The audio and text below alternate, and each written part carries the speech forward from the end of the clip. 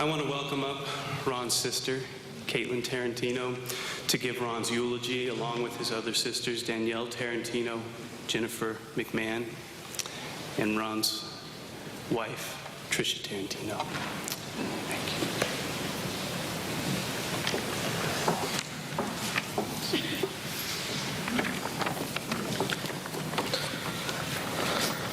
I would like to start off first by saying thank you on behalf of my family.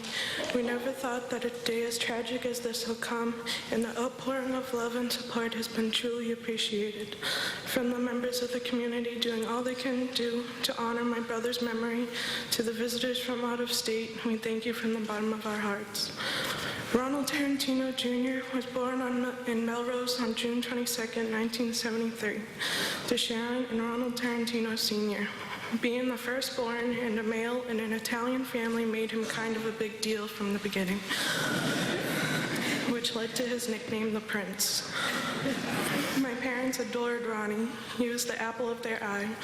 As a son, he was nothing short of amazing and loved our parents more than words. Ronnie had different interests in common with both my mom and dad. He and my dad would spend time either on the phone or during a visit talking each other's ears off about Mustangs, tools, police work that had to be done around the house, and things of the like. And with my mom, he would talk about cooking, birds, plants, and sometimes even sewing. As my dad has gotten only a little bit older and less able to do some things around the house, we would always have him put off doing things and wait for Ronnie to come up and do it, or help him to do it because it would be easier for him to do. But sometimes we would just have Ronnie come up and at least start a project because my dad had to just put off doing it so long that my mom wanted to finally get him going on it, and have Ronnie do something about it would get him moving. One time, my mom was after my dad to tear down the porch attached to the back of our house and put up a new one that was more secure and even a little bit bigger, and he kept telling her he would get to it. Well, I think it was in 2010, my parents and I went to Florida on vacation for 2 weeks. During that trip, my sister at home kept me updated on work Ronnie was doing to the porch. He came up during those 2 weeks with his boys and tore down that porch and put up a new one. When we got back from Florida, the only thing he left for my dad to do was put up the railing around the porch. It probably took him at least a year close to it to put the porch itself with rails, but we are still waiting on handrails to hold onto going up the stairs. In this past November, my dad fell off a ladder while cleaning the gutters, and Ronnie, Trish, and the boys came up to help with some things that had to be done outside, and my dad couldn't get to because he was couch-bound with a giant leg cast. When Ronnie, Trish, and the boys came up, we cleaned out the shed, throwing more things out than my dad would ever would, because Ronnie hated clutter. And he even got up on the roof of the house and was walking around it with a leaf blower, cleaning out all the gutters that my dad didn't get to finish before he fell. It made me nervous seeing him walk around the roof, but I knew he could handle it because he was always going out of his way to help anyone, and this time it was our parents. As a brother, Ronnie was the best, and I couldn't have asked for a better big brother or role model. Ronnie got stuck with 3 little sisters, Danielle, Jennifer, and myself. Danielle and Jen are closer in age with him and grew up with him like normal siblings. He was 19 years old and already graduated from high school by the time I came around, because I was an unexpected addition to the family. At the time I was born, my parents had put an addition on the house that created a new bedroom downstairs that was supposed to be for him.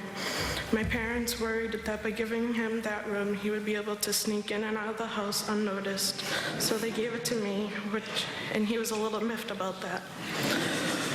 Throughout the years, Ronnie would tease us mercilessly. He had the greatest sense of humor and was never afraid to show it. I'm not sure what he enjoyed more, making us laugh or cracking himself up, but I think it would be safe to go with the latter. If there's anything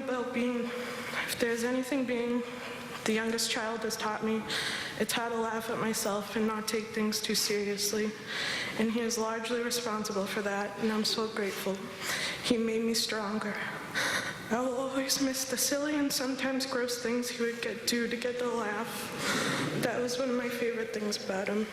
He would also tease me about being afraid of things, and as I look back on it, I think it's because he didn't want me to be afraid. And the one time he took me for a ride on his precious Mustang, I held on for dear life. On a wide open and deserted road, he would rev the engine and go really fast as I held on to the door handles or anything that was attached to the car because it made me so nervous. Growing up, Ronnie was like a second father for me, especially because of the age difference, and because I was closer in age to his sons than I was with my own siblings, and we spent so much time together. He took good care of me and was always there for me, and is someone I continue to look up to. After Ronnie and Trish moved out of their Melrose home with little Ronnie and Spencer, they moved in with us while they looked for a new house, which later turned out to be in Leicester. I was about 8 or so. Ronnie and Trish's room was upstairs and mine was downstairs. I remember one night I sleepwalked from my room downstairs all the way upstairs to the other end of the house and found myself in the bed with Ronnie and Trish. I must have woken them up because the next thing I remember, my brother was carrying me back downstairs and tucked me back into my bed. After that, we put bells on the door so someone would be able to hear me if I did it. After Ronnie finished high school, he tried out college, but he mostly worked a few different jobs. During this time, he met Trish. My mom has always said that Trish has been so good for Ronnie. My mom said that Trish helped smooth out some of his rough edges. We are so grateful for my brother bringing Trish into our lives, and we are just as grateful that she has been able to put up with us for so long. Trish is not just our sister-in-law, she's our sister. She is so strong and brings out the best in people, and she brought out the best in my brother. Together, they were the most amazing couple, always smiling, laughing, and teasing each other. And they made the most incredible parents to their 3 boys. Recently, Trish told me a story that when she was pregnant with their first child, they looked through different baby name books and she would make suggestions for names. But Ronnie would make fun of the names with funny rhymes because he had his heart set on naming the baby after his dad. When she was 7 months pregnant, Ronnie got down on one knee and said, "It would make me so proud if we could name him after my dad and carry on the family name." Once she heard that, it was a done deal, but she had the final say in choosing the names of any other children. After Trish gave birth, Ronnie came out of the delivery room and he was crying and put his head on my mother's shoulder. He announced that they had a boy, and his name was Ronald Tarentino III. 3 years later, Spencer R. Tarentino was born, and 3 years after that, Kyle M. Tarentino was born. My brother was born to be a father. He was amazing at it. The love and pride he had for his boys was incredible. There's a piece of him in each of his boys. Little Ronnie looks like his father and shares his desire to serve others, as he is currently a member of the U.S. Army. Spencer certainly has his father's height and sense of humor. Kyle also shares his father's sense of humor and ability to be silly and make others laugh. The things that they all share with their father are their intelligence and their huge hearts. They are the best 3 boys on this planet, thanks to their incredible parents that they have. Ronnie and Trish did the best job raising those boys, and we are so proud of them all. Both Ronnie and Trish showed the boys that hard work and dedication will get them where they need to be in life. He made sure that they have a strong work ethic and taught them useful skills that will stay with them forever and take them far. My brother will live on in them, and I know he will be nothing but proud because he'll stay by their side every step of the way, in spirit and in our hearts. My brother always wanted to be a police officer, and he worked so hard to get there. Our father is a recently retired police officer for the city of Medford. He was a police officer for a little over 42 years at the time of his retirement. My brother got his work ethic from my dad. They both worked and worked to the point of exhaustion. But even though they were exhausted, they still made their family and friends a priority. Besides the birth of his children and grandchildren, my father's proudest moment was when Ronnie graduated from the police academy in June of 2008. My dad was beaming with joy on the day of his graduation. His namesake was following in his footsteps and of public service. Ronnie had asked our dad to pin his badge at the graduation, and he did just that. A special bond they will forever share, father and son and brothers in blue.